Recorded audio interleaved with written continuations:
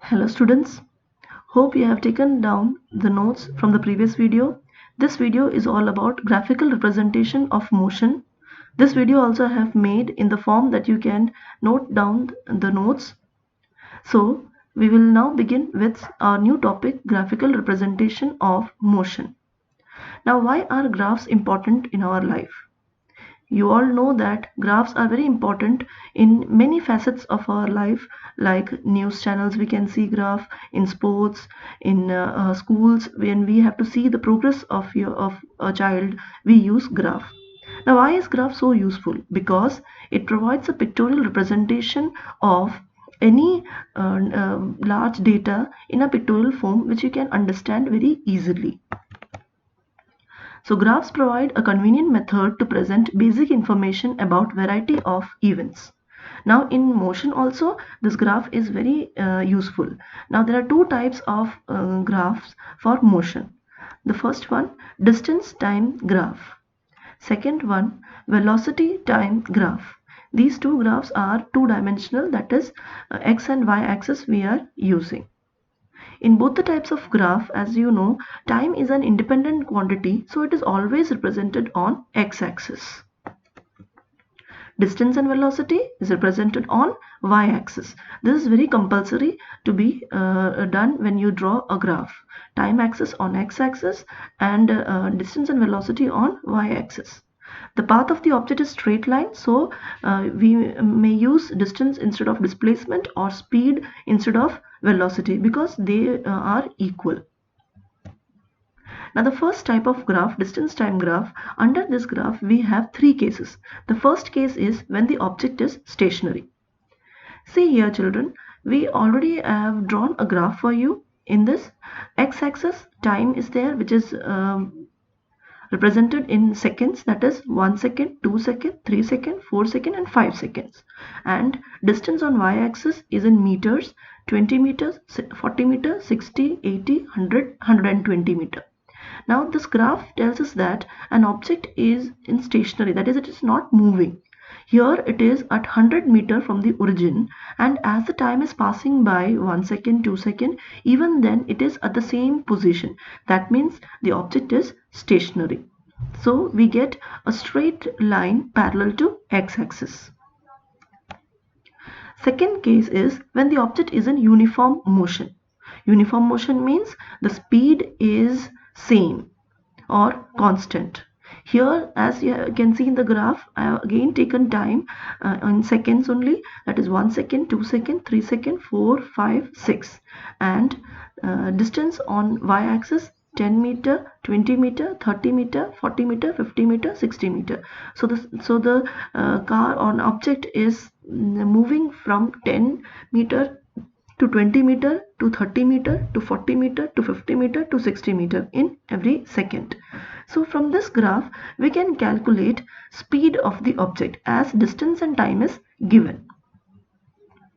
Now if we all know that speed formula is distance upon time.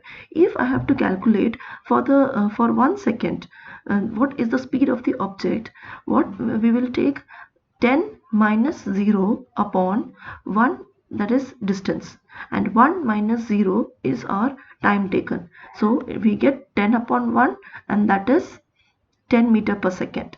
This speed will be constant for any time interval that you take on the x-axis. May it be for 2 seconds, may it be for 3 seconds or for 6 seconds. You will always get the speed same as 10 meter per second because it is a uniform motion.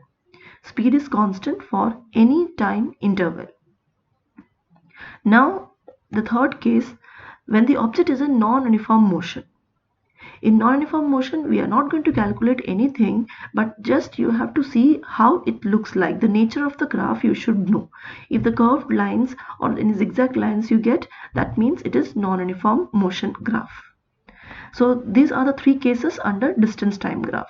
Now we are going to see the second type of graph, velocity time graph.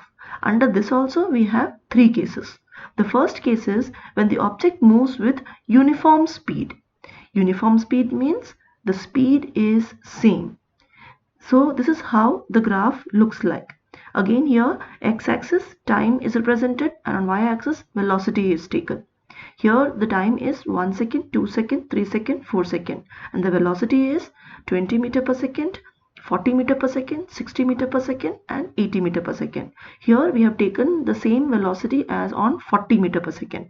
So as the time passes by, the velocity is same. So the graph will look like this. When we join the points, there's a line graph. So when we join the points, we will get this as the our graph, that is straight line parallel to x-axis.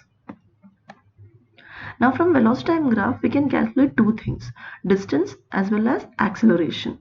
Now acceleration here, it will be 0 because there is no change in velocity. The speed is constant, so we cannot calculate here acceleration, so it is 0. Now distance. Distance can be calculated by the formula distance equal to speed into time. But as far as graph is concerned, distance has got a formula, that is area under the graph. For example, if I have to calculate the distance for 2 seconds, the distance covered will be, for 2 seconds my speed is 40. So 40 into 2. Now this 40 is from 0 to 40, that is the length, breadth of the this rectangle, and 2 second is the length of the rectangle. So L into B gives us area of rectangle. That is why I said for graphical numericals, the distance will be always the area under the graph. Now here the second type is given when the object is in uniform acceleration. Uniform acceleration means there is same uniform increase in the velocity of the object. As you can see in the graph, the time is on the x-axis, 1 second, 2 second, 3 second, 4 second, and velocity is 20 meter per second. It is increasing, again 20, that is 40, again 20 meter per second it is increasing, so it is 60, 80. So same increase or uniform increase in the velocity of the object you can see over here. And when we plot the graph and we join the line, we get such a type of graph that you can see in the figure. Now in this also we can calculate the distance and acceleration. Here the distance will be like two shapes it can be formed. Say for example, if I have to calculate the distance from 0 to 1 second, the area, it will be covering the area under the graph, which is forming a shape of a triangle. So area of triangle will take. Now if I have to calculate the distance from 2 second to 3 second, if I ask you to calculate the distance, again you will see the area under that portion, 2 to 3 seconds. So it is forming a trapezium. So here we will take area of trapezium. So when we have to calculate the distance, you have to see the area of the particular shape it takes for any time interval. Now acceleration. Acceleration formula already you have learnt in the previous video, that is v minus u upon t, where v is the final velocity and u is the initial velocity. Now here for 1 second, if I am asking you to calculate the acceleration, it will be the final velocity for 1 second, it is 20 meter per second, and the initial velocity, that is at the starting point, that is 0. So 20 minus 0 upon time taken is 1 second. So 20 upon 1, that is 20 meter per second square. It is uniform acceleration. So for any time interval, if we calculate the acceleration, we are going to get same answer, 20 meter per second square, because it is uniform acceleration. Now the last third case, when the object is in non-uniform acceleration, it looks like one of these graphs. Here again we are not going to calculate for these curved graphs any distance or acceleration. You just have to see the nature of the graph, how it looks like.